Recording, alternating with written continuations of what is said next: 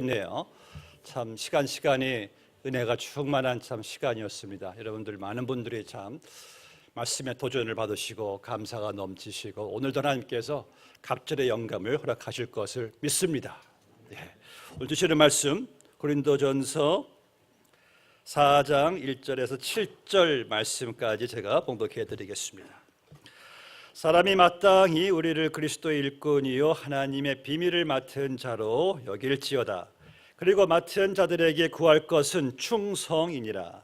너희에게나 다른 사람에게나 판단받는 것이 내게는 매우 작은 일이라. 나도 나를 판단하지 아니하노니 내가 자책할 아무것도 깨닫지 못하니 이로 말미암아 의롭다 함을 얻지 못하노라. 다만 나를 심판하실 이는 주시니라. 그러므로 때가 이르기 전 곧 주께서 오시기까지 아무것도 판단하지 말라. 그가 어두움에 감추인 것들을 드러내고 마음의 뜻을 나타내시리니 그때 각 사람에게 하나님으로부터 칭찬이 있으리라. 형제들아, 내가 너희를 위하여 이 일에 나와 아볼로를 들어서 본을 보였으니 이는 너희로 하여금 기록된 말씀 밖으로 넘어가지 말라 한 것을 우리에게서 배워 서로 대적하여 교만한 마음을 가지지 말게 하려 함이라. 누가 너를 남달리 구별하였느냐? 네게 있는 것 중에 받지 아니한 것이 무엇이냐? 네가 받았은즉 어찌하여 받지 아니한 것 같이 자랑하느냐? 아멘. 정근철 목사님 이제 나오셔서 말씀 전해주시겠습니다.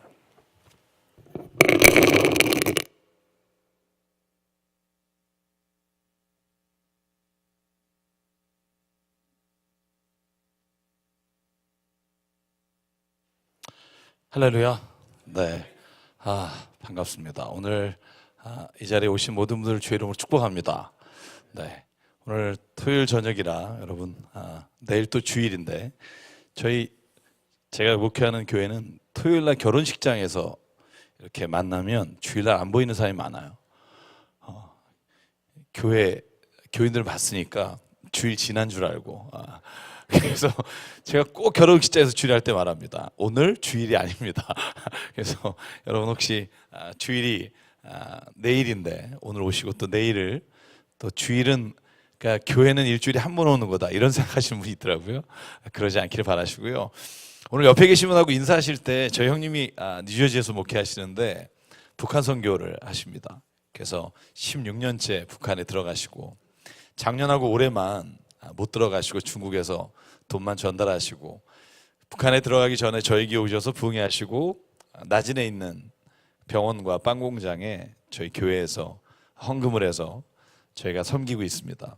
근데 저희 형님이 꼭 북한에 다녀오시면 교회 와서 이렇게 인사를 시켜요. 옆에 분들하고 북한식 인사라고 옆에 분을 이렇게 쳐다보면서 이렇게 얘기하래요. 내래 당신에게 관심 있습니다. 그게 뭐냐면 당신을 좋아합니다, 사랑합니다가 북한에서 그렇게 말한대요. 네, 당신에게 관심이 있습니다. 그러면 저희 형님이 북한에 의사 친구들이 참 많으십니다. 그래서 같이 사진도 찍고 미국 시민권자라 북한 들어갈 수 있는 특권이 있는데 갔다 올 때마다 제가 많이 물어봐요. 궁금하니까 거기서 기도해도 되냐. 근데 사진을 보면 십자가 목걸이하고 성경책 들고 다녀요. 그리고 각 방실에 가고 전도만 하지 않으면 내가 가지고 있는 신앙에 대해서는 타치가 없더라고요. 그래서 여러분 한번 해볼까요? 우리 뭐 북한말 배울 겸 옆에 있는 분에게 내래 당신에게 관심 있습니다. 이렇게 한번 악수하면서 해볼게요. 시작. 내래 당신에게 관심이 있습니다. 여러분 이게 남녀간에 사랑할 때도 이렇게 말한대요. 사랑합니다가 아니라 내래 당신에 관심이 있습니다. 이러면 우리 한번 사귀어 봅시다. 이런 말도 된다고 하는데요. 우리 반주해 주시면 우리 지난 어제 찬양한 것처럼 아주 먼 옛날 우리 같이 찬송 부르고요. 그리고 나서 저희가 말씀 듣도록 할게요. 제가 바라기는 이 찬양 하실 때 여러분 진짜 하나님이 우리 안에 하나님의 계획과 뜻이 있음을 잊지 않기를 바라고요. 오늘 그렇게 선포하면서 이렇게 한 번 한 번 축복했으면 좋겠습니다. 같이 찬양할까요? 네. 우리 한번 손을 뻗어서 앞뒤 분을 이렇게 좀 바라보시면서요. 네, 이제 세 번째 만났으니까 좀 친하게 아주 먼 옛날 당신 하늘에서는 아주 먼 옛날 하늘에서는 당신을 향한 계획이 있었죠. 하나님께서 바라보시며 좋았더라고 말씀하셨네. 이 세상 그 무엇보다 귀하게 나의 손으로 창조하였노라. 내가 너로 인하여 기뻐하노라. 내가 너로 인하여 기뻐하노라. 내가 너를 사랑하노라. 우리 옆에 분을 바라보면서 사랑해요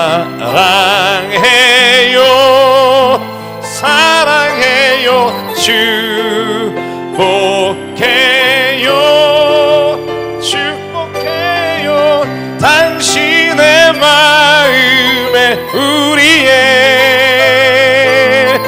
사랑을 우리 사랑해요 성가대를 향해서 축복합니다. 사랑해요 여러분 이렇게 해줘. 네. 사랑해요 축복해요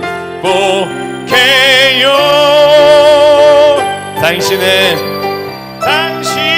마음에 우리의 사랑을 드려요. 주의로 축복합니다. 네. 제가 경상도 분들 저희 교회 많이 계신데요, 부산 출신이 많으세요.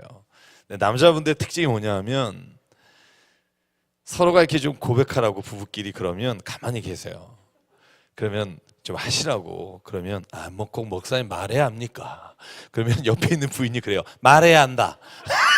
말해야 알아. 그리고 옆에서 그런 장면들이 종종 나와요. 여러분 성가대 찬양 너무 잘하죠? 이러시면 안 돼요. 좀 더 빨리 나왔어야 돼요. 네. 성가대 찬양 너무 잘하죠? 네. 저희 아버님이 이럴 때마다 돌아가시기 전에 늘 하신 말씀이 있었어요. 제가 일사후퇴 이후로 이런 찬양 처음 들어본다고. 사실 거짓말이지 다 알아요. 근데 그 말 들으면 힘이 나요. 그렇지 않으세요? 성가대 만약에 찬양했는데 뭐 삑사리가 있기도 하고 가끔 그래도 야, 자 우리 교회 성가대 찬양 들으면 너무 행복해요. 만약에 교우분들이 그런 얘기 한마디 하면 더 잘하고 싶잖아요. 여러분 칭찬은 고래도 춤추게 합니다. 박수 좋습니다. 네, 하나님께 영광과 성가대에게 하나님의 특별한 은혜가 있기를 주의로 축원합니다. 네. 칭찬은 고래도 춤추게 합니다. 교회가 왜 이렇게 뭔가가 이렇게 하나님의 따뜻함이 없는 것처럼 느껴질까? 말하지 않기 때문에 그래요. 목사님에게도 목사님이 무슨 말씀하시면 너무너무 감사합니다. 어느 구역장이나 어느 누군가 무슨 얘기를 하면 참 오늘 그 얘기가 나에게 굉장히 I'm very impressed, touched 이렇게 얘기를 하면 그 사람이요 기분이 좋아져요. 여러분 제가 개척하려고 하는 후배들이 찾아오는 경험이 많아요. 왜냐하면 개척하고 교회를 강남에서 한다는 이유로 많은 분들이 찾아와서 그런데 꼭 물어보는 게 이거예요. 제가 뭘 하면 좋겠습니까? 어떤 세미나를 들으면 좋겠습니까? 교회에 어떤 조직을 세우면 좋겠고 목사님 하시는 교회는 어떤 것을 계획을 가지고 진행하십니까? 그럼 제가 꼭 대답하는 게 있어요. 그거보다 중요한 게 있다. 뭐 두 날개, G12 뭐 안 해본 게 없어요. 근데 정말 중요한 건 방법이 아니라는 거예요. 사람은 교회가 좀 부흥하기 위해서 뭔가 조직이 잘 되기 위해서 자꾸 뭔가를 하려고 해요. 프로그램을 만들려고 해요. 뭔가 사람들이 관심을 가질 수 있고 뭔가 이렇게 좀 한 번 들으면 이런 거 있었어 하는 거를 굉장히 바래요. 근데요 성경을 읽으면 읽을수록 제가 깨닫는 게 있어요. 하나님은 방법을 찾지 않으셨고요 사람을 찾으셨어요. 하나님은요 이런 방법이 좋겠다라고 방법을 바꾸신 적이 없어요. 여러분 인간이 타락해서 정말 더 이상 이 땅에 죄악이 관영해서 보실 수 없을 때 하나님이 찾으신 건 노아 한 사람이에요. 이 땅을 진멸해도 하나님이 찾으시는 그 한 사람을 통해 다시 내가 세우리라. 여러분, 하나님이요, 이스라엘 백성을 통해 하나님의 역사의 구원의 역사를 이루어 가실 때 하나님은 아브라함을 부르셨어요. 어떤 특별한 방법과 어떤 계획을, 비전을 보시는 게 아니라 변화된 한 사람을 찾으시고 그 사람을 통해 하나님은 역사를 바꾸셨음을 믿습니다. 여러분, 모세를 보십시오. 여러분, 이스라엘 430년 동안 이집트에서 정말 노예처럼 살아가는 그 마지막 순간에 하나님은요, 모세를 6번이나 설득을 해요. 네가 가야 된다. 아, 저 말 못해요. 누가 너 말 잘한다니? 가자니까. 제가 정말 아시잖아요. 저 정말 사람 죽이고 막 이렇게 하나님 앞에 변명을 무수히할 때마다 하나님은요, 그 한 사람을 하나님의 사람으로 만드셔서 역사를 이끌어 가십니다. 사랑하는 여러분, 저는요, 오늘 이 저녁에 함께 나누고 싶은 말씀이 뭐냐 하면, 하나님은 오늘도 이 저녁에 한 사람을 찾으시는 줄 믿습니다. 여러분, 예수님이 이 땅에 오셔서 하신 일이 뭔 줄 아세요? 조직을 만드셨나요? 프로그램을 만드셨나요? 아니요, 12명을 찾으셨어요. 제가 어제도 말씀드렸습니다만 12명이 다 유능한 사람인가요? 세상에서 석박사, 세상에서 정말 성공한 누군가를 하나님이 모으셨나요? 예수님 그러지 않으셨어요. 예수께서 바다에서 고기 잡는 어부들에게 이렇게 말씀하셨어요. 나를 따라오라, 내가 너희로 사람을 낚는 어부가 되게 하리라. 그 말을 듣자마자 그물을 버리고 주님을 따라가요. 여러분, 요한복음 4장 23절 예수께서 이렇게 말씀하십니다. 같이 읽을까요? 시작. 아버지께서는 이렇게 자기에게 예배하는 자들을 찾으시느니라. 아멘. 하나님은 어떤 교회, 그 안에 어떤 조직이 있나를 보지 않으시고요, 하나님은 예배하는 자를 찾으시는 분이라고 저는 믿습니다. 여러분, 예배 드릴 때 어떤 마음으로 오십니까? 예배 드릴 때 어떤 감격을 가지고 오세요? 여러분, 이 자리에 올 때 내가 오늘 예배를 간다, 내가 오늘 주님을 만난다, 여러분 이런 마음으로 오십니까? 야 빨리 갔다 오자. 목사가 안 가면 째려보잖아. 저요, 목회 개척하고 정말 이상한 전화 많이 받았는데, 제가 받은 가장 이상한 전화가 뭐였냐면, 예배 5분 전에 오는 전화가 있어요. 그럼 제가 웬만하면 안 받는데, 장로님, 권사님 이런 뭐 혹시, 왜냐하면 제가 8월 첫째 주인가 예배 올라가는 그 순간에 전화가 왔어요. 장로님, 권사님이셨죠. 남편이 돌아가셨다고. 11시 딱 올라가는데 얼마나 울었는지 몰라요. 저희가 그렇게 기도했는데 하나님이 생명을 데려가셨어요. 그래서 제가 그 전화를 5분 전까지 볼 때가 있어요. 근데 어떤 전화가 오냐 하면, 5분 전에 장로님이 전화 와요. 문자가 오거나, 목사님, 교회 주차장인데 교회에 들어갈 수가 없습니다. 집사람하고 한바탕 해서 도저히 마음이, 예배 드릴 마음이 아닙니다. 이러고 가시는 경우가 종종 있습니다. 여러분 혹시 그런 적 없으십니까? 고개를 들라 고개를 들라. 여러분, 예수님은요, 한 사람이 예배자로 서면 하나님은 그 가정을, 그 교회를 세우시겠다고 약속하셨습니다. 여러분, 하나님은요, 이스라엘 백성이 왕을 달라고 할 때 이스라엘 백성이 이렇게 원했어요.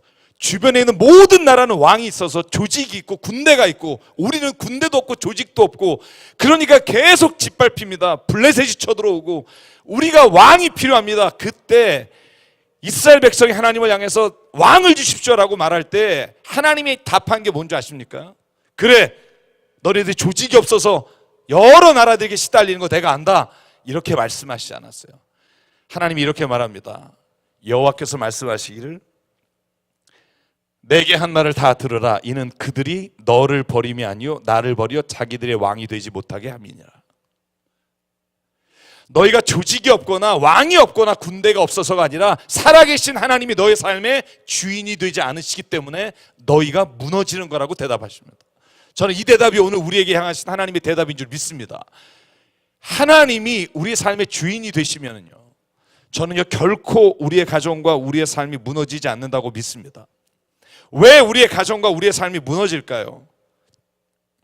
우리가 하나님을 주인으로 삼는 삶을 살지 못하기 때문이에요.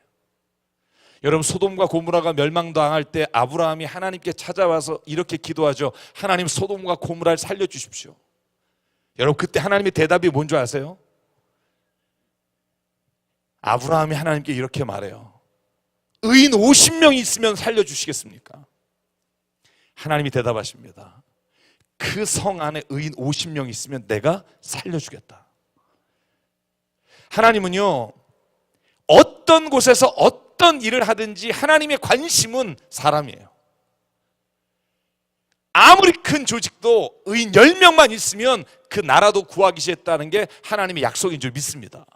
근데 10명이 없어서 소돔과 고모라가 멸망당해요. 여러분, 선한 목자 교회가 여러분 하나님이 부르시고 하나님의 뜻 가운데 살아가는 사람 뭐 100명, 200명이 중요한 게 아니라 제가 새벽에도 말씀드렸죠. 10명만 있으면 하나님은 이곳을 하나님의 의로운 하나님의 나라로 바꾸실 수 있는 그런 능력 있는 분이라고 저는 믿습니다. 우리가 그 일에 내가 그 사람이 되길 원합니다라고 헌신하지 않기 때문에 하나님이 우리를 쓰실 수 없어요. 여러분, 예레미야 5장 1절, 제가 이 말씀을 읽으면서 얼마나 울었는지 몰라요. 예언 선지자마다 예언서마다 이 말씀이 나와요. 여러분, 꼭 예언서 읽을 때 주목해서 보십시오. 하나님이 예언자들에게 뭘 바라시나. 여러분, 한번 5장 1절 같이 읽을까요? 시작. 너희는 예루살렘 거리로 빨리 왕래하여 그 넓은 거리에서 찾아보고 알라. 너희가 만일 공의를 행하며 진리를 구하는 자를 한 사람이라도 찾으면 내가 이 성을 사하리라. 할렐루야. 여러분, 그 큰 성에 한 사람, 진리를 구하는 한 사람만 있으면 내가 멸하지 않겠다.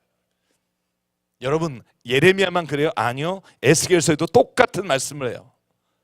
이 땅을 위해 성을 쌓으며 성 무너진 데를 막아서서 나로 하여금 멸하지 못하게 할 한 사람, 그 사람을 내가 그 가운데 찾다가 찾지 못하였으므로 내가 내 분노를 그들 위에 쏟으며 그 진노의 불로 멸하여 그들 행위대로 그들 머리에 보응하였느니라. 주님의 주 여호와의 말씀이니라. 여러분, 그 예루살렘 성에 얼마나 많은 사람이 있어요. 내가 한 사람을 찾지 못해서 너희를 멸할 수밖에 없다. 사랑하는 여러분, 저와 여러분이 그 한 사람이 되길 주의 이름으로 축원합니다. 단 한 사람이 순종하면 하나님이 바꾸십니다. 구원의 역사도 마찬가지입니다. 로마서 5장 이렇게 말합니다. 한 사람의 범죄로 많은 사람이 정죄에 이른 것 같이 한 의로운 행위로 말미암아 많은 사람이 의롭다 하심을 받으니라. 한 사람이 순종하지 아니함으로 많은 사람이 죄인이 된 것 같이 한 사람이 순종하심으로 많은 사람이 의인이 됨이라. 아멘. 예수 그리스도에 관한 말씀이지만 저는 이 말씀이 오늘 우리에게 주신 하나님의 음성이라고 믿습니다. 여러분, 여러분의 구역에, 여러분 성가대에 한 사람이 정말 주님의 뜻과 주의 살아계심을, 주님이 나를 부르심에 대한 확신을 가지고 서 있으면 하나님이 그 한 사람으로 인해 성가대를 바꾸시는 분 믿습니다. 여러분, 모든 셀과 모든 구역마다, 모든 교회 사역하는 자리마다 저는 이 원칙이 적용된다고 믿습니다.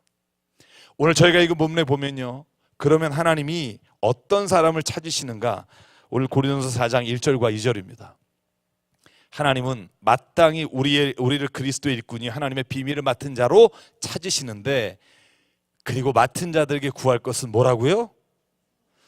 좀 도와주십시오. 저도 힘들어요 이제. 맡은 자들에게 구할 것은 뭐라고요? 충성이니라. 여러분, 제가 군대 3년 꼬박 갔다 왔습니다. 제가 경례 구할 때마다 저는 제가 28사 불무리 무대라 저희 전쟁 때 6.25 때 길을 뺏겼대요. 그래서 경례 구호가 뭔지 아세요? 제 군대가 다 충성 뭐 이런 거 아니에요? 저희는 공격이에요. 왜? 깃발 찾으러 가야 돼요. 전쟁 나면 여기는 깃발이 북한에 있어서, 여러분, 북한에 깃 뺏긴 부대는 군대 깃발이 없어요. 전쟁 나면 다시 찾아와야 돼요. 그래서 저희는 항상 격할 때 격한 발음으로 공격 이렇게 해야 돼요. 그래서 저는요, 이 단어가 굉장히 제가 성경 읽으면서 잘 마음에 안 와닿았어요. 왜냐하면 까라면 까라 이런 느낌, 충성이라는 단어가 왠지 군대 용어 같아서. 그래서 원어를 봤더니요, 원어가 우리가 생각하는 그런 의미가 아닌 거예요. 헬라어로 피스티스라고 되어 있어요.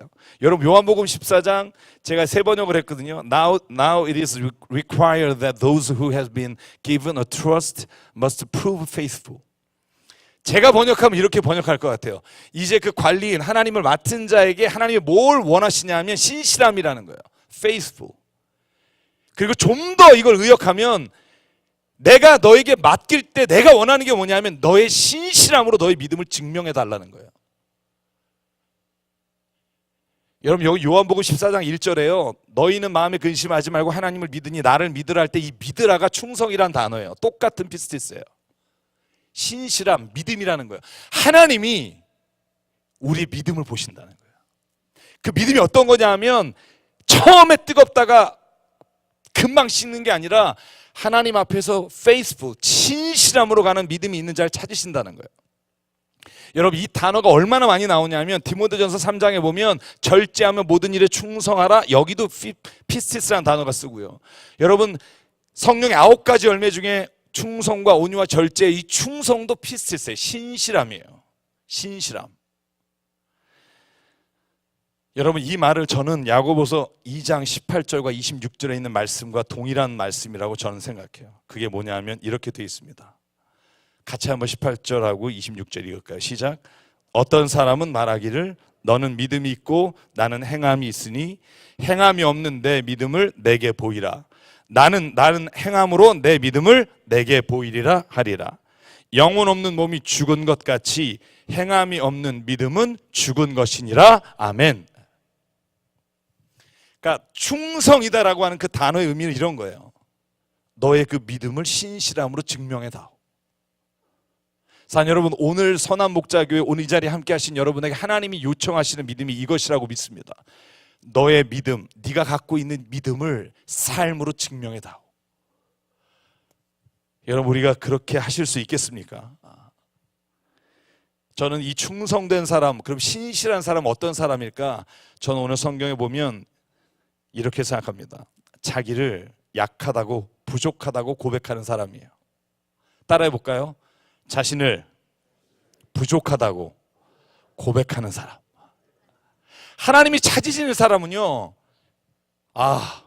내가 이 정도니까 하나님 날 쓰시겠지 이런 사람이 아니라 하나님 나는 보잘것없습니다. 난 진짜 주님 앞에서는 아무것도 아닙니다. 여러분 그 사람을 하나님은 쓰신다는 거예요. 여러분 바울이 하나님 앞에 그리고 고린도 교회에 쓴 편지에 이렇게 말합니다.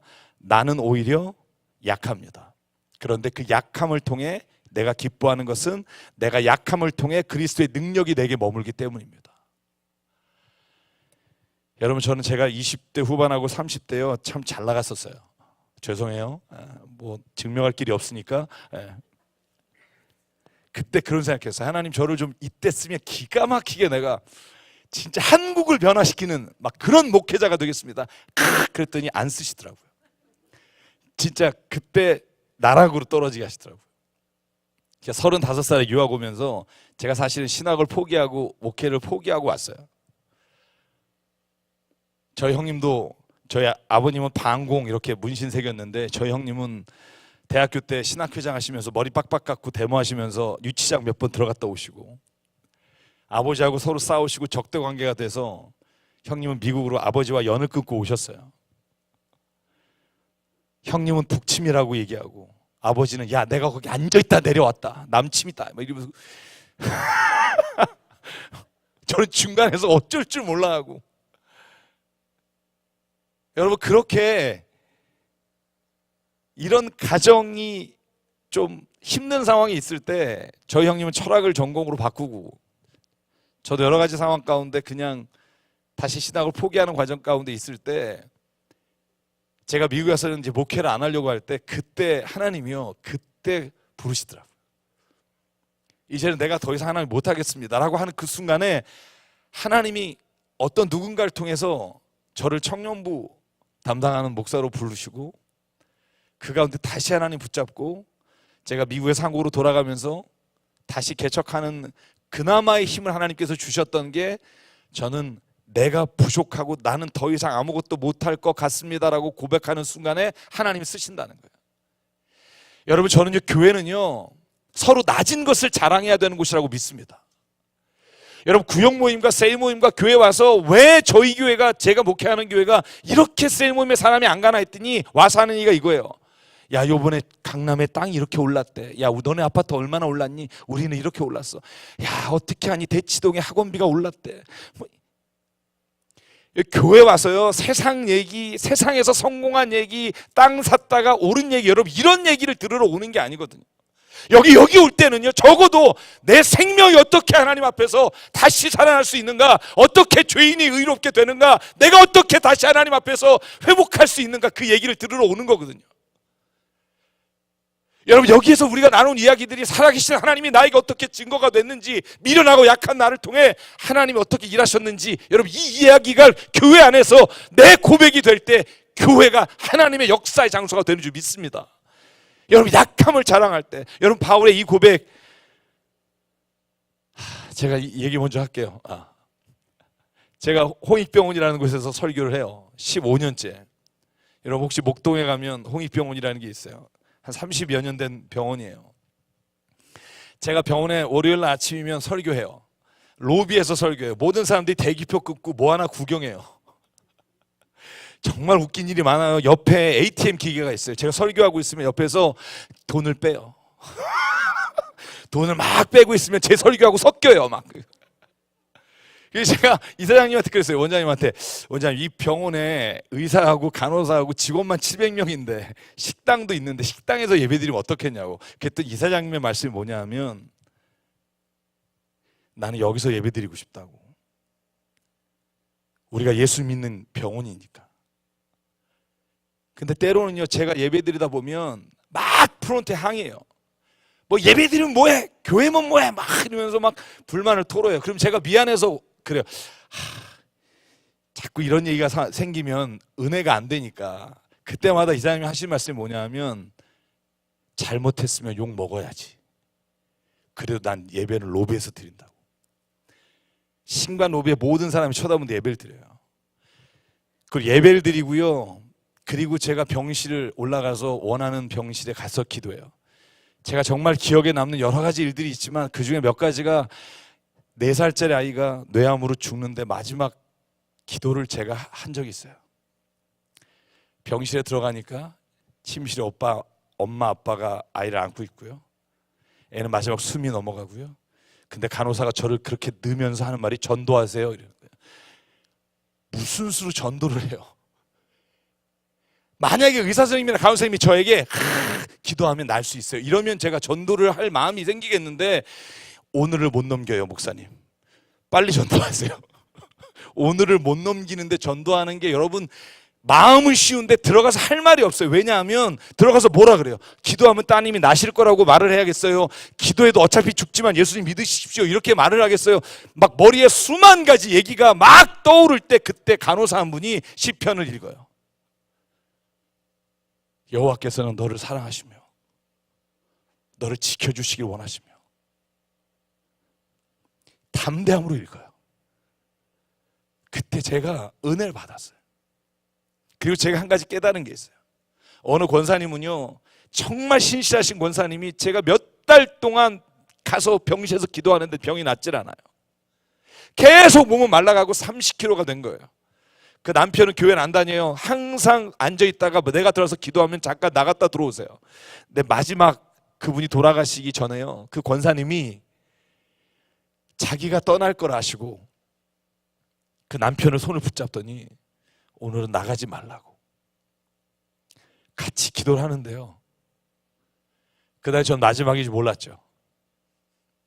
근데 그 얼굴에 찬송하는데요, 여러분 췌장암이 얼마나 힘든지 아시죠? 췌장암으로 마지막을 보내시는데 얼굴에 온화한 웃음을 가지시고 찬송을 부르시면서 남편에게 이렇게 말하는 거예요. 여보, 나는 천국에 가는데 당신이 나를 만날 수 있으면 좋겠다고. 네, 여러분 저는요, 그날부터 제 꿈이 있어요. 저는 하나님, 제가 어떻게 죽을지, 제가 비행기에서 아니면 운전을 하다가 아니면 병으로 어떻게 죽을지 내가 알 수 없으나, 하나님 내가 한 가지 주님 앞에 기도합니다. 내가 마지막 순간에 내 얼굴과 내 삶에서 주님을 증거하는 자가 되기를 원합니다. 여러분 기적같이 어떤 병이 나면 옆에 있는 사람이 주님을 영접할 것 같죠? 여러분 그런 경우 있어요. 여러분 그런데요, 오래가지 않더라고요. 진짜 하나님 앞에서 믿음으로 누군가를 복음 가운데 전도하기 원하십니까? 여러분의 마지막, 누가 보더라도 이 고난을 이겨내지 못할 거라고 하는 그 순간에 여러분이 담대한 믿음으로 하나님 앞에 설 때 그 자리가 복음이 전해지는 자리가 된다고 저는 믿습니다. 저는 그렇게 기도해요. 하나님, 마지막 순간에 제 얼굴에 그 권사님처럼 환한 웃음으로, 아무리 아프고 아무리 힘들어도 내가 주님께 영광 돌리며 찬양하며 주께 도와주십시오. 여러분, 그렇게 선포하는 곳에 하나님의 역사가 일어난다고 저는 믿습니다. 사랑 여러분, 하나님은 가인보다 아벨을 택하셨고요, 에서보다 야곱을 택하셨고요, 이스마엘보다 이삭을 택하셨고요, 야곱의 11번째 아들인 요셉을 택하셨고요, 아론보다 모세를 택하셨어요. 왜냐하면 그들은 자기가 약한 것을 알고 고백했기 때문에. 오늘 하나님이 선한 목자교회에 사용하시기 원하시는 분은요, 저는 자기가 연약하다고 고백하는 자라고 믿습니다. 사도 바울의 이 고백을 들어보실래요? 형제들아, 너희를 부르심을 보라. 육체를 따라 지혜로운 자가 많지 않고 능한 자가 많지 않고 문벌 좋은 자가 많지 않다. 그러나 하나님은 세상에 미련한 자를 들어서 지혜 있는 자를 부끄럽게 하시고, 세상에 약한 것들 택하사 강한 것들을 부끄럽게 하시며, 세상에 천한 것들과 멸시받는 것들과 없는 것들을 택하사 있는 것들을 폐하려 하시나니. 우리 29절만 같이 읽을까요? 시작. 이는 아무도 하나님 앞에서 자랑하지 못하게 하려 하심이라. 아멘. 여러분, 저희 강남에 있다 보니까 뭐 정말 우수한 사람 많아요. 그리고 제가 유학 온 것 때문에 유학 와서 교편 잡은 친구들이 많아요. 근데 저는요, 저희 교회는 그분들로 인해 움직이지 않아요. 저희는요, 신실한 믿음으로 하나님 앞에서 낮아지시는 분을 통해 교회가 역사하는 걸 전 봐요. 여러분, 저는 바울의 고백이 100% 맞다고 생각해요. 저는 정말 싫어하는 게 뭐냐면, 사회적으로 유명하고 사회적으로 정치적으로 뭔가 한 자리 한 사람들이 와서 교회에서 뭔가를 하려고 할 때 저는 그걸 하나님 원하지 않는다고 생각해요. 교회는 믿음으로, 아무리 어렵고 힘들어도 주의 말씀으로 살아가시는 분이 인도자가 되고 지도자가 돼야 된다고 생각해요. 사회 하이라키가 교회 안으로 들어와서 그 자리를 지키면 저는 교회는 망한다고 생각해요. 만약에 그분들이 주님 앞에 엎드려 낮아진다면 주님께서 쓰시지만, 만약에 그 모습 그대로를 여러분 만약에 가지고 쓰시려고 한다면 하나님은 일하지 않으십니다. 사랑하는 여러분, 저는요, 선한 목자교회가 서로가 낮음을 주님 앞에 자랑하는 교회가 되기를 주의 이름으로 축원합니다. 그러면 역사가 일어나요. 사랑하는 여러분, 저는 그래서 오늘 이렇게 여러분하고 찬양하고 싶어요. 나는 하나님 앞에 이렇게 연약합니다라고 고백할 수 있는 용기가 필요해요. 여러분, 제가 설교할 때 저를 굉장히 비하하잖아요. 그죠? 저 어제 제 얘기하면서 창피했어요. 그 딸을 막, 제 안에 사탄이 있어요. 이 말이 여러분 말하기가 힘들어요. 근데 자랑해요. 왜냐하면 저의 그 부족한 것이 누군가가 속으로 말하지 못하고 있는 그것을 하나님 깨우신다면, 저는 우리의 약함이 오히려 자랑이 되어야 된다고 생각해요. 누군가 나보다 약하다고 여길 때 그 사람에게 가서 내 얘기를 하고 싶고, 그죠? 여러분, 그래서 저는 이 찬양을 부르고 싶습니다. 혹시 이 찬양 아시는지 모르겠어요. 제가 이 찬양 부르면서 정말 많이 울었어요. 혹시 아신다면 같이 부르고요, 모르신다면 가사가 우리 선한 목자교회의 자랑이 되길 원합니다. 주여, 우린 연약합니다. 우린 오늘을 힘겨워합니다. 주 뜻 이루며 살기에 부족합니다. 우린 연약합니다. 아멘. 주여, 우린 넘어집니다. 우린 하루 또 실수합니다. 주의 긍휼을 구하는 죄인입니다. 우린 주만 바라봅니다. 아멘. 한없는 주님의 은혜 온 세상 위에 넘칩니다. 가릴 수 없는 주 영광 온 땅 위에 충만합니다. 주님만이 길이 오니 우린 그 길 따라갑니다. 그날에 우리 이루시 주는 완전합니다. 우리 한 번 더 불러볼까요? 주여 주여 우린 연약합니다. 우린 오늘을 힘겨워합니다. 주 뜻 이루며 살기에 부족합니다. 우린 연약합니다. 주여 우린 넘어집니다. 주여 우린 넘어집니다. 오늘 하루 또 실수합니다. 주의 긍휼을 구하는 죄인입니다.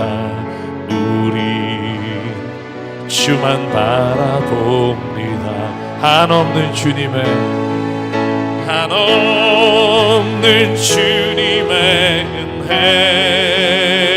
은혜 온 세상 위에 넘칩니다. 가릴 수 없는 주 영광 온 땅 위에 충만합니다. 주님만이 길이 오니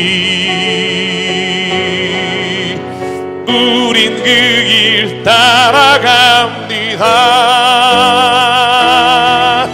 그날에 우리 이루시 주는 완전합니다. 할렐루야. 아멘. 여러분 저는요 우리 성남목자교회가 연약함을 자랑하는 교회가 됐으면 좋겠어요. 그러면 더 힘든 사람이 와서 얘기할 거예요. 아, 권사님도 그래요? 나도 사실은 아무에게도 말하지 못했지만 우리 집안에 이런 어려움이 있어요. 그때 그 안에 하나님이 치유하시고 회복하시는 역사가 일어난다고 저는 믿습니다. 여러분 하나님이 찾으시는 충성된 사람은요 두 번째로요 말씀을 삶에 적용하는 사람입니다. 오늘 6절에 보면 바울이 이렇게 말합니다. 형제들아 내가 너희를 위하여 이 일에 나와 아볼로를 들어서 본을 보였으니 이는 너희로 하여금 기록된 말씀 밖으로 넘어가지 말라 한 것을 우리에게서 배워 서로 대적하여 교만한 마음을 가지지 않게 하려 함이라. 여러분 영어 성경에 보면요 너무나 명확해요. 한국말이 좀 힘들어요. 이렇게 되어 있습니다. Now brothers, I have applied these things to myself and the Apollos for your benefit. 이런 말이죠. 나는 이 하나님이 나에게 주신 것들을 내 삶에 적용하고 아폴로도 그 삶에 적용하고 산다. 왜냐하면 너의 유익을 위해서. 하나님의 말씀을 내가 이제 내 삶에 적용하고 살아간다. 이게 하나님이 찾는 충성된 사람이라고 믿습니다. 여러분 얼마나 말씀대로 살려고 애를 쓰세요. 말씀이 내 안에서 살지 못할 때 내 가슴을 치며 하나님 내가 왜 이렇게 됐습니까? 라며 하나님 앞에 얼마나 기도하십니까? 여러분 제가 방황한 적이 있다고 말씀드렸죠. 사실 저도 이 말씀이 너무 힘들었어요. 왜냐하면 주의 말씀과 주님의 가르쳐 주시는 율법 계명이 사실 너무 부담스러운 적이 있어요. 왜냐하면 이대로 살기엔 세상에서 너무 힘들게. 여러분 그런 생각 안 드세요? 왜 저만 이상한 사람 만드세요? 여러분들 힘들잖아요 솔직히. 뭐 하지 말라. 여러분 그거 지키면서 살기 쉽지 않잖아요. 왜 이걸 다 지키려고 하나님 말씀하실까? 여러분, 그런데요, 제가 한 6년 전인가 그 한국에 이랜드라고 하는 기업이 있는데 거기 수련회를 제가 몇 년 인도하러 가다가 맨날 강원도에서 하다가 오대산에 그 켄싱턴 호텔에서 한다는 거예요. 그래서 내비를 찍고 갔어요. 처음 가는 거라. 내비를 찍고 가는데 그 여자가 너무 시끄럽게 계속 뭐라 그러는 거예요. 내비게이션이 뭐 전방 1km 앞에 뭐 턱이 있습니다. 뭐 500m 앞에 300m 앞에. 그래서 가다가 그날 너무 스트레스가 쌓여서 꺼버렸어요. 여러분, 그랬다가 제가 2시간 반을 헤매서 2시간 반을 고속도로에서 헤매다가 저녁을 못 먹고 설교하러 갔어요. 그때 제가 설교했던 기억이 나요. 이게 내비게이션이잖아요. 그 여자가 시끄러워도 끄면 안 되는구나. 여러분, 이런 말 있죠? 새 여자 말을 꼭 들어라. 엄마, 아내, 내비게이션. 제가 그러면서 깨달은 거 한 가지가 있어요. 그게 뭐냐면 하나님이 우리에게 말씀을 왜 지키라고 하실까 하는 근본적인 질문을 던졌어요. 하나님이 내가 그걸 지키면 하나님이 기분 좋으실까? 여러분, 만약에 부모님이요 자식에게 야 저녁에 늦게 들어오지 마라, 어두운 데 가지 마라, 험한 데 가지 마라 이렇게 말하는 게 그걸 지키면 엄마 아빠가 기분이 좋아서 지키라 그럴까요? 그 말을 지키는 자녀들을 우리를 바라보면서 하나님이 야 내 말 잘 지킨다, 여러분 하나님이 그거 기뻐하고 자뻑하시려고 우리에게 말씀 지키라고 그럴까요? 아니요. 전 그때 깨닫는 게 있어요. 그 길이 사는 길이니까. 그렇게 사는 길이 후회 없이 실수 안 하고 사는 걸 하나님 아시니까. 그 내비게이션을 끄는 순간 우리의 삶이 방향을 잃어 우리가 갈 곳이 아닌 곳에서 한참 헤매다가 나중에 실망하며 스스로를 자책하며 살 걸 아시니까 하나님이 우리에게 말씀을 주셨다고 믿습니다. 여러분, 하나님의 말씀이 버거울 때가 있죠. 그런데 하나님은요, 우리가 그 말씀을 지키며 살아갈 때 하나님께서 그 말씀을 지키는 자에게 주시는 은혜가 있다는 거예요. 그게 뭐냐 하면 인생을 실수하지 않고 살게 하시는 거예요. 사랑 여러분, 여러분이 만약에 말씀을 삶에 적용하지 않는데 어떤 누가 교회에 찾아와서 여러분을 보고 복음의 기쁨을 누리겠어요? 당신의 얼굴에 주님의 만난 기쁨이 충만하지 않고 늘 걱정과 근심이 있는데 누가 예수님 만나고 싶겠어요? 여러분이 삶에 적용하며 당신의 기도의 흔적이 성령으로 살아가는 모습이 없는데 누가 교회 와서 성령 가운데 임재하심을 기대하겠어요? 여러분 가운데 당신이 하나님의 주신 물질을 나만을 위해 쓰며 나의 욕심을 채우기 위해 쓰는데 누가 주님의 주시는 물질을 하나님의 것이라 고백하며 살겠어요? 당신이 하나님 말씀 성경을 읽지 않고 머리로 지식으로 사는데 누가 그 소리를 들으러 교회 나오겠어요? 사랑 여러분, 저는 믿습니다. 내비게이션이 우리로 하여금 운전하면서 잠시 자연 풍경도 감상할 수 있고 음악을 들을 수 있는 자유를 준다는 거예요. 우리가 가는 길이 분명히 있다고 믿으면, 이 내비게이션을 보면 여러분, 우리는요 밖을 보면서도 우리가 가는 길을 볼 수 있어요. 저는 하나님 말씀이 이와 같다고 생각해요. 하나님 말씀이 우리를 구속하는 게 아니라 하나님의 말씀이 우리의 삶의 등경이 될 때 그 말씀이 우리로 하여금 인생의 진짜 자유함을 누리며 갈 수 있도록 이끌어 주신다는 거예요. 여러분, 제가 하나 사진 보여드릴게요. 여러분, 이게 어항에 있는 물고기죠. 어항에 있는 물고기가 자유롭다고 보이세요? 바닷속에 있는 물고기가 자유롭다고 보이세요? 도와주십시오. 여러분, 한 번 도와주십시오. 어느 게 더 자유스러우세요? 바닷속이죠. 그죠? 어항이라고 생각하시는 분은 뭔가 정신적인 죄송합니다. 어항엔 적이 없다고요?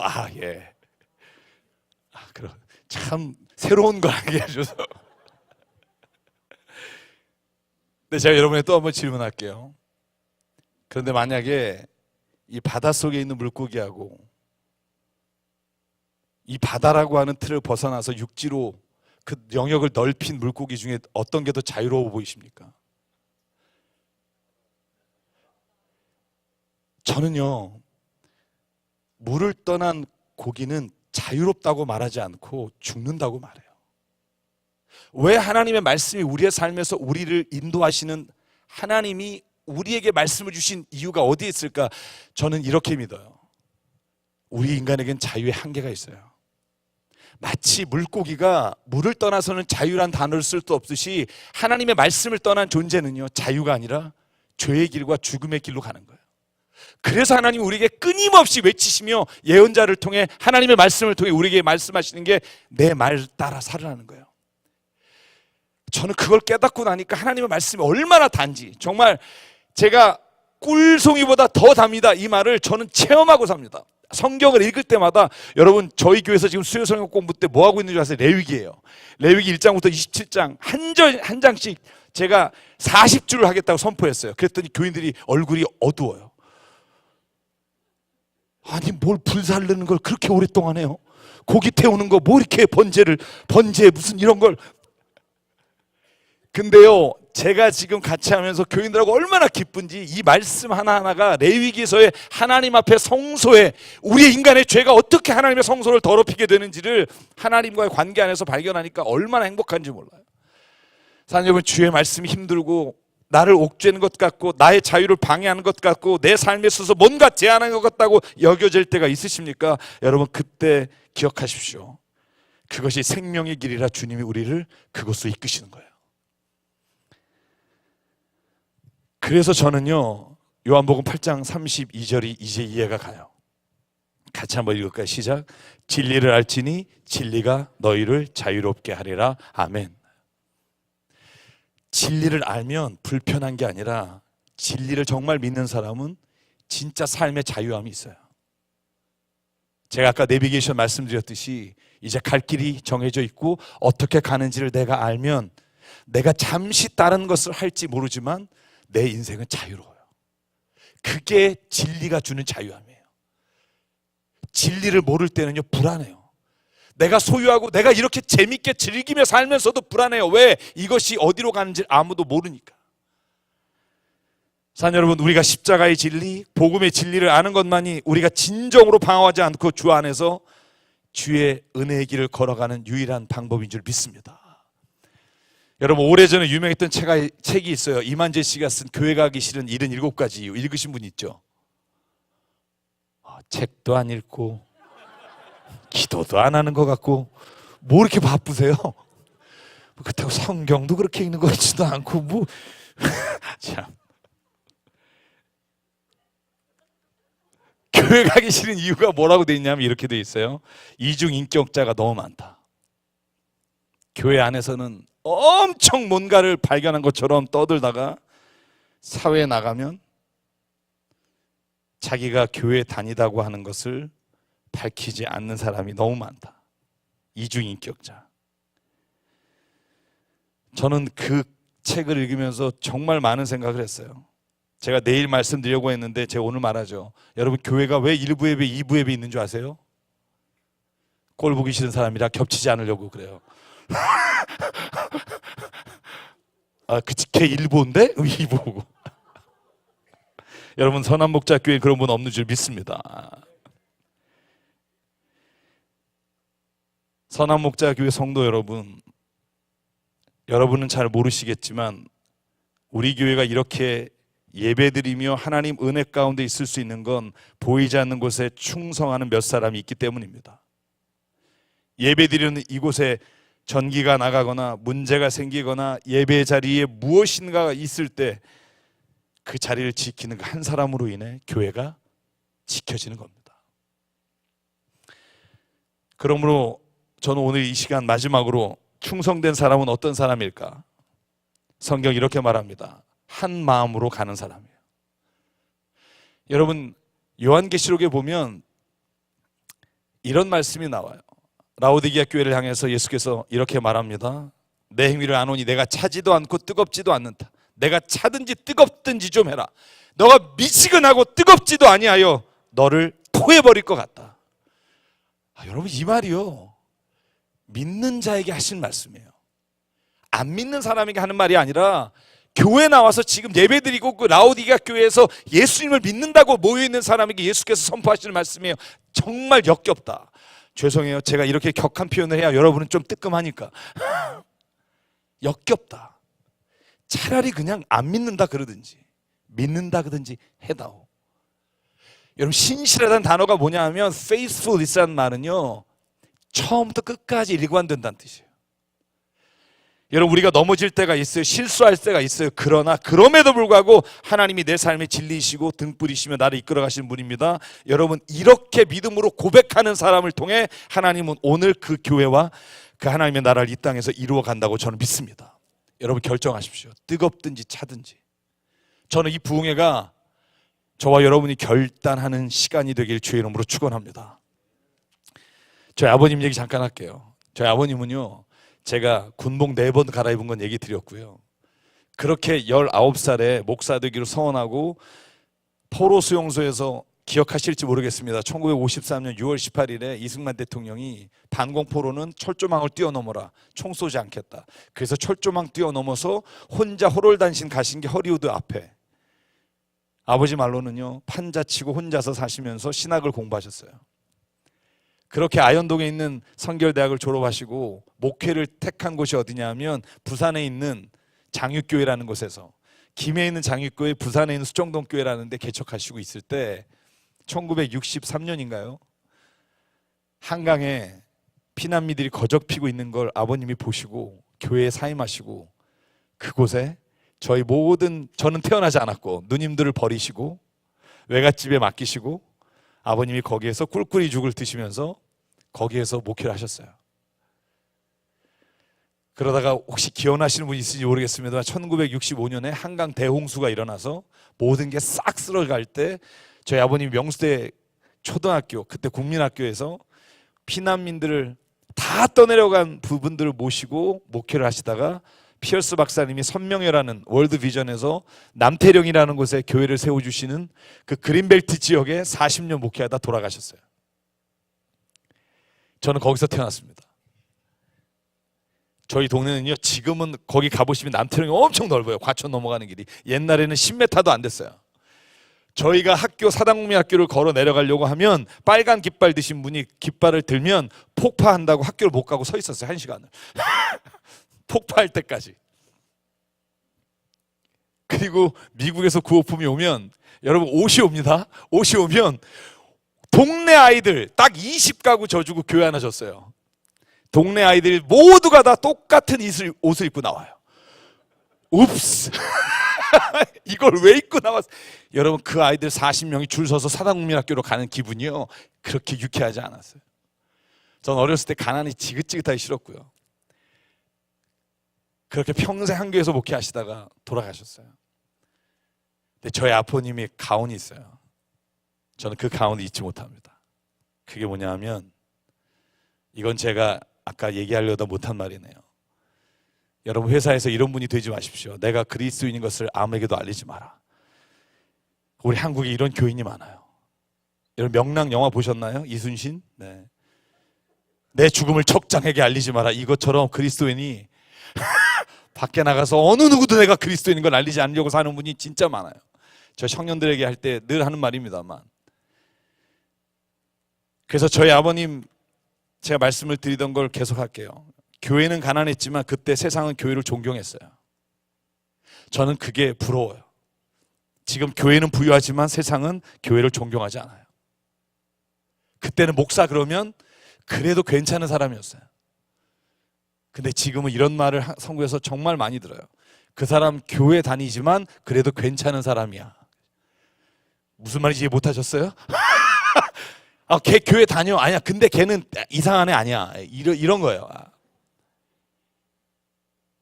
저희 교회가 있는 강남에 여러분 잘 아시는 무슨 사랑, 무슨 교회, 무슨 명, 이렇게 이런 교회들이 멀지 않아요. 교회는 부유한데 세상은 교회를 멸시해요. 재밌죠? 저희 아버지는 교회 아무것도 없었는데요, 어디 가나 존경받았던 게 교회였어요. 왜 이렇게 됐을까? 너무 마음이 아파요. 그래서 제가 교회를 세우면서 저는 선포했어요. 교회 안 짓는다. 저희 지하 2층에 월세 내고 있어요. 월세 20만 불이에요, 1년에. 교회 짓자는 분 많아요. 그걸로면 지금 뭐 한 300억 받습니다. 저는 안 줘요. 왜? 지금 때가 아닌 것 같아요. 우리가 충성되게 살지 못했기 때문에, 삶으로 믿음을 증명하지 못했기 때문에, 두 마음으로 살기 때문에 세상은 교회를 멸시해요.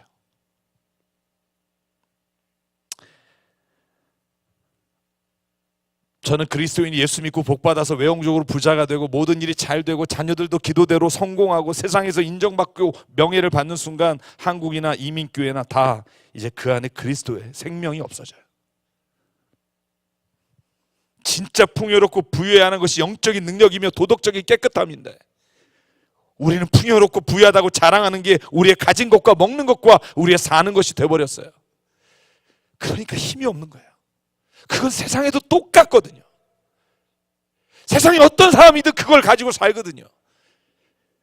근데 우리 믿는 사람에게 하나님이 부유하다, 우리가 충만하다, 우리가 형통하다 말할 때는 그 단어를 쓰지 않아요. 하나님이 우리에게 형통하다, 우리가 복받았다 말할 땐 주의 영적인, 주의 그리스도의 신실함과 거룩하심이 우리 교회 안에, 우리 그리스도 안에 선포될 때 그때 교회가 풍요롭다 말씀하십니다. 여러분, 제가 CTS 방송하는 7천 미라클 중에 예수사랑 여기에라는 방송이 있어요. 아프신 분들, 돈이 없는 분들, 저희가 방송하면서 060 7천의 천사 후원하는 방송이에요. 제가 최은영 아나운서와 같이 진행해요. 근데 그때 여러분 한 분이 나오셨어요. 그 병명이 폐쇄성 폐질환, 만성 신부전증. 여러분 이게 뭐냐면요, 폐가 완전히 이제 소진돼서 신장이 다 이제 썩어서 투석을 하루에도 계속하면서 여러분 숨을 못 쉬는 거예요. 밤에 2시간마다 산소호흡기를 꽂아요. 그런데 그분이요 나오셔서 목음 방송을 하는데 PD가 찍어왔는데 그 방송이 뭐냐 하면 새벽 2시에 일어나서 성경을 읽어요. 여호와는 나의 목자다. 산소 마스크 내게 부족함이 없으리로다. 새벽마다 성경을 읽어요. 그 몸으로. 여러분 그리고 주일에는요 산소통 들고 교회 뒷자리에 앉아서 예배를 드려요. 그러니까 PD가 질문을 했어요. 집사님, 병이 나면 이제 이게 숨을 좀 잘 쉴 수 있고 후원금이 들어와서 수술하고 좀 신장 다 이식 받은 다음에 그때 해도 늦지 않지 않냐고, 지금 너무 힘들다고. 그때 집사님이 하신 말씀이 저의 뇌리에 떠나질 않아요. 저는 그 말씀을 우리 선한 목자교회 분들과 나누고 싶어요. 그분이 이렇게 말하십니다. 선생, 내가 왜 방송 출연했는 줄 아나? 내가 왜 병 고치고 싶은 줄 아나? 내가 왜 지금 이렇게 해서라도 내 생명을 연장하고 싶은 줄 아나? 예배드리고 싶어서. 예배드리고 싶어서. 만약에 내가 지금 이 순간에 예배를 안 드린다면 내가 뭐하러 병을 고치겠나? 와, 저는 그게요, 저한테 이렇게 망치로 하나님이 이렇게 때리신 것 같았어요. 여러분 예배 자리 때 그런 마음으로 오시나요? 내가 오늘 이 순간 예배를 드리지 않으면, 내가 이 순간 하나님을 붙잡지 않으면 내가 내 삶에서 모든 것을 잃어버린 것과 같습니다라는 고백으로 이 자리에서 예배 드린다면, 저는 하나님은요 분명히 우리의 모든 삶과 교회와 모든 세상의 조롱거리인 교회가 하나님의 역사하심과 하나님의 능력이 있는, 하나님의 영광을 입는 하나님의 교회로 저는 회복시키는 은혜가 있을 수 있다고 믿습니다. 여러분 예배가 회복되기 원합니다.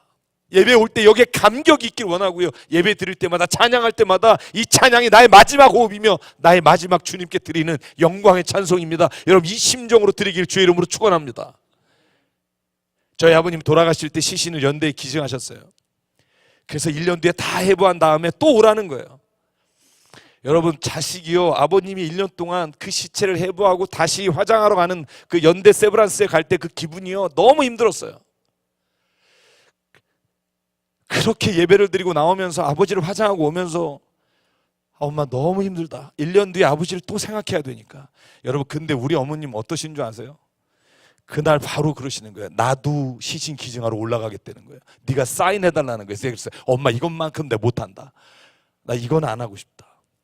그때 저희 어머님이 뭐라고 그러시냐면요, 기철아, 이 몸 누군가를 위해 내줄 수만 있다면, 내가 죽어서라도 누군가의 생명을 살리는 데 쓰일 수만 있다면 그게 진짜 값진 인생 아니겠니? 그게 저희 부모님들의 믿음이었어요. 전 지금도 그 어머님이 매일 아침 주시는 카톡을 보면서 때로는 힘들 때가 있지만 저는 우리가 회복해야 될 믿음이라고 생각해요. 우리가 회복해야 할 진짜 복음, 그 생명력 있는 복음을 저는 우리 선한 목자 교회가 찾기를 주의 이름으로 축원합니다. 여러분 요한계시록에 예수님이 뭐라고 말하는 줄 아십시오? 잘 보십시오. 나는 부자다, 나는 부유하다, 부족한 게 없다. 여러분 마지막 때에 요한계시록에 나오는 교회들이 이렇게 선포하는 거예요. 우리는 다 부유합니다. 하나님 우리가 뭐가 부족해요? 그런데 하나님 이렇게 말씀하시네요. 네 곤고한 것과 가련한 것과 가난한 것과 눕는 것과 벌거벗은 것을 알지 못하는도다. 여러분 뭐라고 말하는 거예요? 우리 예수 믿고 부자 됐어요. 예수 믿고 잘 됐어요. 모든 게 다 is going. 그런데 하나님 말해요. 그거 아니다. 너가 지금 곤고하고 진짜 가난하고 진짜 벌거벗었는데 왜 풍요롭다고 말하냐? 여러분 이 말씀을 예레미야가 뭐라고 말합니까? 내 백성의 상처를 여기고 상처를 입었음에도 불구하고 평안하다 평안하다. 그러나 실은 거기엔 평안이 없다. 예레미야 6장 14, 15절 우리 이 15절 같이 읽었으면 좋겠습니다. 시작. 그들이 가증한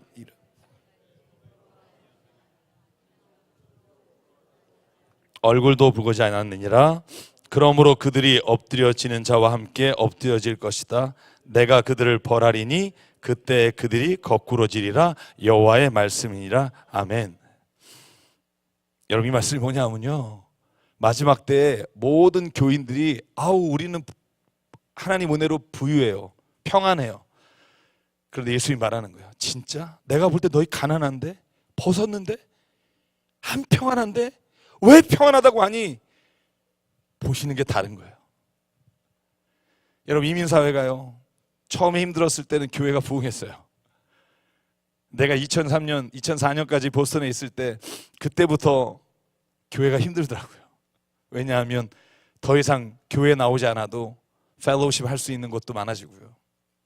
더 이상 그렇게 긴박하게 주를 찾을 이유가 별로 없어졌어요. 왜? 우리의 원하는 복은 세상에서 주시는 복이니까. 내일 주일에 말씀드리겠지만 진짜 형통의 복은 주님과 동행하는 거예요. 비록 내가 아무것도 없어도 주님이 내 삶에 있으면 나는 정말 족합니다. 이 바울의 고백이 있는 삶이 저는 진짜 주님이 우리에게 원하시는 삶이라고 믿습니다. 제가 마지막 로버트 웨버라는 분의 글을 읽고 예배를 마치려고 합니다. 이 기독교 역사학자가 이렇게 말했습니다. 교회는 예루살렘에서 선교 운동으로 시작되었다. 그 교회가 로마로 옮겨져서 제도가 되었다. 그 교회가 유럽으로 옮겨져서 문화가 되었다. 그 교회가 대서양을 건너 미국으로 옮겨져서 대형 사업이 되었다. 이게 기독교 역사를 연구하는 사람들의 결론이에요. 여러분 교회가 조직과 제도로 정말 너무나 아름답게 보이잖아요. 저는 그렇게 보이지 않아요. 그 안에 정말 인격적인 만남과 정말 살아있는 유기적 공동체 아름다움이 있느냐. 저는 우리 선한복자교회가 그런 교회가 되기를 주의 이름으로 간절히 축원합니다. 초대교회로 돌아갔으면 좋겠어요. 맨날 모여서 먹기만 해도 행복하고 얼굴만 봐도 기쁘고. 저는 저와 여러분이 오늘 주님이 찾는 그 한 사람이 되기를 축원하고요, 우리 교회가 주님 찾으시는 그 교회가 되기를 원합니다. 마지막으로 이 찬양 부르고 오늘 기도하고 마치려고 합니다. 이 땅의 황무함을 보소서. 하늘의 하나님, 긍휼을 베푸시는 주여. 저는 이 찬양이요, 오늘 죄송해요, 제가 좀 너무 심각한 것 같은데 제 안에 하나님 주신 마음이고요, 저는 이 찬양이 저와 여러분이 다시 한번 이 땅에 하나님의 계절, 그리스도의 계절이 오는 놀라운 은혜의 시작이 되는 은혜의 찬양이 되길 원합니다. 같이 하나님 앞에 소리 높여 찬양하겠습니다. 이 땅의 황무함을 보소서. 이 땅의 황무함을 보소서. 하늘의 하나님, 긍휼을 베푸시는 주여. 우리의 죄악 용서하소서. 이 땅 고쳐 주소서. 이제 우리 모두 하나 되어 이 땅에 무너진 기초를 다시 쌓을 때 우리의 우상들을 태우시.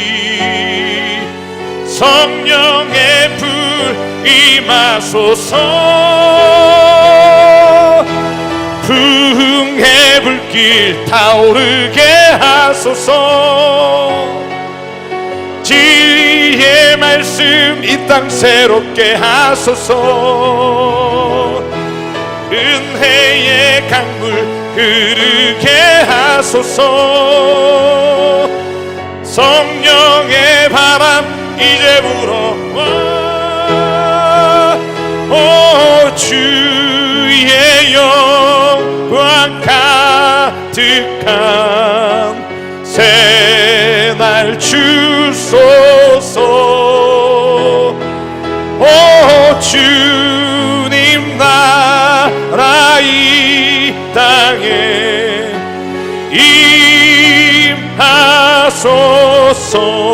부흥의 불길 부흥의 불길 타오르게. 오른손 들고 고백할까요? 주님 진리의 말씀 이 땅 새롭게 하소서. 은혜의 강물 흐르게 하소서. 성령의 바람 이제 불어와. 오 주의 영광 가득한 새날 주소서. 오 주님 나라 이 땅에 임하소서. 할렐루야 할렐루야 아멘. 우리 시간 이 기도 제목 가지고 함께 기도하겠습니다. 하나님, 내가 주님이 찾으시는 그 사람 되길 원하고요. 우리가 평안하다 평안하다, 우리가 부유하다, 우리가 잘된다라고 말할 때 주님이 우리를 어떻게 보시는지 하나님, 우리가 영적인 가난함과 피폐함을 보게 하여 주시옵소서. 우리 시간 말씀을 기억하며 주님 앞에 한 목소리로 함께 기도하겠습니다. 상과 은혜 하나님 감사합니다. 아버지 하나님, 이 시간 저희들 이 자리에 불러주시고 선한 목자교회를 통해 아버지 하나님 이 땅에 하나님의 역사와 하나님의 나라를 이루어가는 하나님의 놀라운 교회가 되길 소망합니다. 아버지 하나님, 여기에는 한 분 한 분을 주님 붙잡아 주시고 선택해 주시고 인도해 주셔서 아버지 하나님, 마지막 때 아버지 정말 주님이 원하시는 하나님의 사람들이 이곳으로부터 시작되게 하여 주시고, 아버지 하나님 넘어지고 지치고 쓰러질 때 하나님 오히려 우리의 연약함을 자랑하며 아버지 하나님 우리의 교회 안에 주님의 일하심을 바라보는 교회가 되게 역사하여 주시옵소서. 아버지 하나님 간절히 기도합니다. 이 순간에 하나님이 우리를 붙잡아 주시사 우리의 모든 연약함이 예수 그리스도의 부유함이 되게 하시고 아버지 하나님 이 땅의 황폐함과 그리스도의 놀라운 일들이 아버지 하나님 역사하는 아버지여 이 땅의 교회가 되게 인도하여 주시옵소서. 또한 주의 간절히 기도합니다. 아버지 하나님, 우리 새로운 국제교회를 통해 아버지 하나님 주님이 이 땅에 이루실 일을 기대하게 하여 주시고 아버지 하나님 온전히 하나님 안에서 새 힘을 얻어 살아가게 하여 주시옵소서. 아버지 하나님 새 힘을 주시옵소서. 역사해 주시옵소서. 아멘. 사랑과 은혜 하나님, 예루살렘 성에 의인 한 사람이 없어 멸망하는 그 모습을 우리가 바라보면서도 나는 괜찮다 괜찮다 말하지 않게 하여 주시옵소서. 하나님, 선한 목자 교회 주님이 찾으시는 그 사람들이 이 자리를 채우게 하여 주시고 여기에 있는 우리가 그 사람 되기를 소망합니다. 주여 붙잡아 주시옵소서. 그래서 하나님, 우리 교회가 이제 영적으로 가난한 것을 보게 하여 주시사 아버지 하나님, 이제 풍요로운 것이 아니라 우리가 주님 앞에 벗은 자로 하나님 온전히 예배의 자리를 찾게 하시고 기도의 자리를 찾게 하시고 믿음의 자리를 찾게 하여 주시옵소서. 온전히 주님이 우리 가운데 그 역사를 이루어 가실 줄 믿사옵고 사랑 많으신 예수 그리스도 이름으로 간절히 기도드립니다. 아멘.